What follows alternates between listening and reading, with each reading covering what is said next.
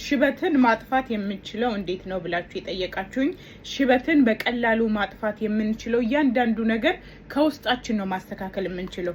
ይሄ የጥቁር አዝሙድ ውህድ ነው። አሰራሩን እዚሁ ላይ አስቀምጬላችኋለሁ።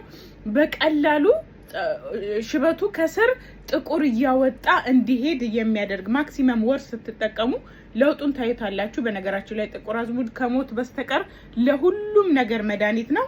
ጠዋት ላይ እንደዚህ አድርጋችሁ 1 ማንኪያ መብላት አሊያም 1 ማንኪያውን በውሃ በጥብጣችሁ መጠጣት። ጸጉራችሁ ከስር ጥቁር እያበቀለ ይሄዳል። ለምንድን ነው?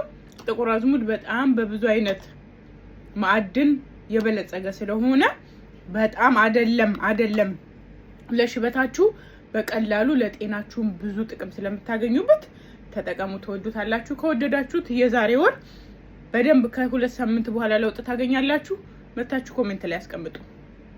ውዶች የሚያስፈልገን ጥቁር አዝሙድ ነው። መጠኑ ችግር የለውም። እናንተ ይበቃኛል ለዚህ ቀን ያክል ብላችሁ የገመታችሁትን ጥቁር አዝሙድ እንደዚህ በመጥበሻ አድርጋችሁ በደንብ እስኪግል ድረስ አመሳ አድርጉት፣ እንዳያርባችሁ አድርጋችሁ ከዛ በማሽን ትፈጩታላችሁ። አበቃ።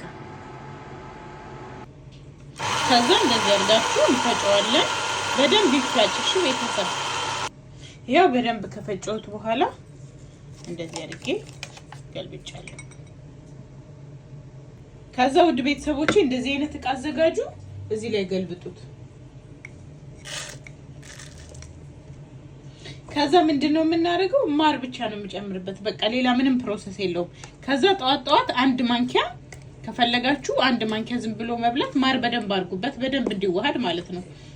ወይ 1 ማንኪያ መብላት አሊያም 1 ማንኪያ ለብ ባለ ውሃ ኦር በኖርማል ውሃ በጥብጣችሁ መጠጣት ትችላላችሁ። ስለዚህ በጣም በብዙ ቪታሚን የበለጸገ ስለሆነ ጸጉራችንን እንደገና ጥቁር ሆኖ እንዲወጣ ይረዳናል ማለት ነው። ቀላል ነው። እንግዲህ ውዶቼ እንደዚህ አድርጋችሁ አዘጋጅታችሁ በጣም ባለው እቃ የፈለጋችሁበት ጊዜ መጠቀም ትችላላችሁ። በነገራችን ላይ ጥቁር አዝሙድ ከሞት በስተቀር ለሁሉም ነገር መድኃኒት ነው። ተጠቀሙት።